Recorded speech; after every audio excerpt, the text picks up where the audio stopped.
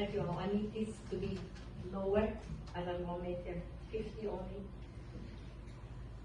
Ladies and gentlemen, boys and girls, welcome, welcome, and welcome.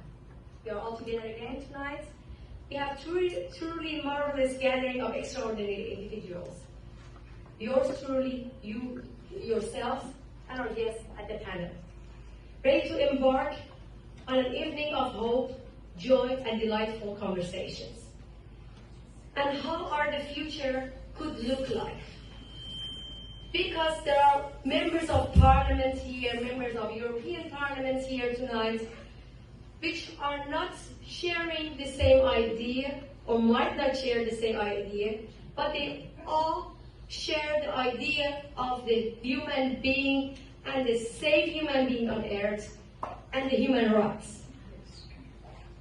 So allow me to introduce our first distinguished guest. Each of one of them are the star of their own. But this one is the star of our movement, Thijs. When they placed you on the list of terrorists, it's actually a medal of honor. We are proud of you. They are frightened of you. So I give a warm welcome to you, and I give the floor to you. Thank you for being here. Thank you. Yes, a little higher again.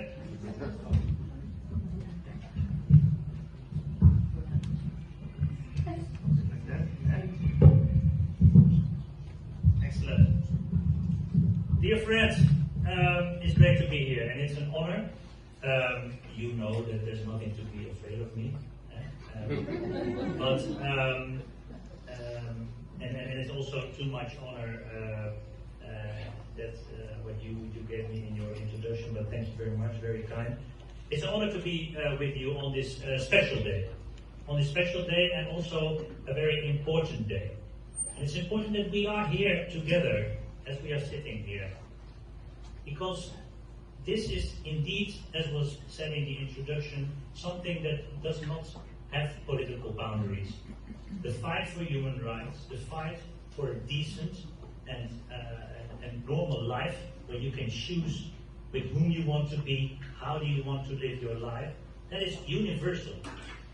So indeed, this is a struggle where we as political parties, different political parties, are pretty much united and are standing with you, also with our Dutch Iranian community. And I also am thankful for the invitation because of the history of this day, of this organization, because this is truly something that was indeed important to highlight in 2010, but has become ever more important. And I want to thank you also individually. I know some of you, and some of you I don't know, but I want to thank you for your courage, for coming here, for coming out, and for continuing to raise your voice, as we all do. I do it as member of the European Parliament, and you do it in your communities, and also keeping in touch with family, with people who you might think that also deserve this support, that want to get also a phone call sometimes, or get in touch via more secure measures, because we all know how complicated it sometimes is to stay in touch with your families and with your friends. So I want to commend you for your courage, and for your perseverance, because that is what we will need. We all knew when the protests started, that this would not be easy, that this would not be over just like that. But this struggle has been called dead, to me, in my opinion, too many times. It is not dead. It is still alive. Because we will not give up, you will not give up. And the people in Iran, most importantly, will not give up. So I am taking a strong stance against that. I've heard media reports in the Netherlands in January, in March, saying, well, it's the same as in 2019. No, it's not. No, it's not. Because something has changed. And there are more people, thanks to you, thanks to all the Iranian people in the Netherlands that I have had the honor to speak with since last September. I got in touch with many of them, young generation, but also people who lived through so many ordeals themselves. And something has changed because so many more people, so many more politicians, so many more Dutch people have spoken out, know what is going on, so many more than in 2019. So this is not over. And I want to share 3 important messages, I think, with you, because I'm not going to speak too long, also open to hear your questions. My first message is the message of unity. It's important that we stay united, that we will not lose ourselves in fighting each other over things that we will have plenty of time for after Iran is free. Then we will have plenty of time to debate and to also think about how we want to fight for our own ideals. But now we have to stand united. So that is my message. Let's stay together. Let's stick together, and let's continue our effort to also convince more and more people, not only in the Netherlands, because in the Netherlands you have a strong support, also politically. Before Ruben came in, I said that this is not a topic that divides us. You have a strong support in the politicians from the Netherlands and also in the European Parliament. But there are other member states in Europe where we have to do more work, where I'm trying now to work with MPs from these national parliaments to create a network, to make sure that their governments become more outspoken. So the unity, message number 1. And the 2 main objectives that I want to share with you, which are my main objectives also.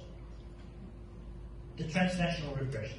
That is the objective close to home, which also regards you. To me, it's unacceptable that we continue to accept and to think that it's normal that regimes like the IRGC regime, but there are also a couple of other countries who are very active with this transnational repression, have the opinion that they can keep on having control over people who are not even their citizens, who are not even part of their society, namely the people who live here for generations sometimes.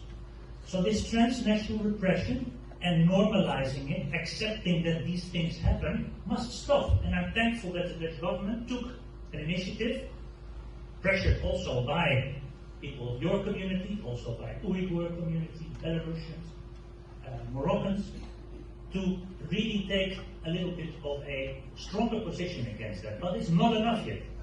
And remember that the Netherlands are a little bit ahead in the European Union with taking on this topic. It has to be a topic in the entire European Union because it's unacceptable that regimes like the IRGC threatens, even kills people on European soil.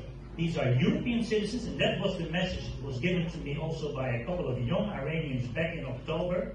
They said to me, Thijs, you are also our MEP. You are also our member of the European Parliament.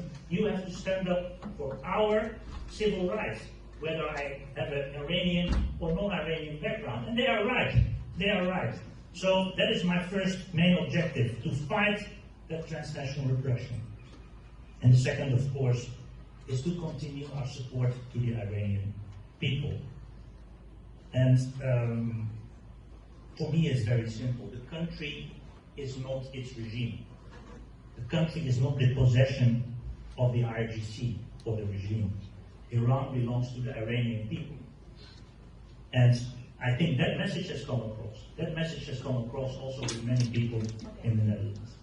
And also we will continue that fight to honor not only Masha Amini, but also all these many others who died before her and after her, and who are still in prisons throughout Iran, and so many who are awaiting possible execution.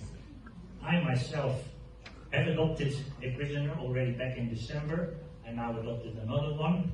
Fortunately, this one from December has been released, but Ismail Shabash is not free yet.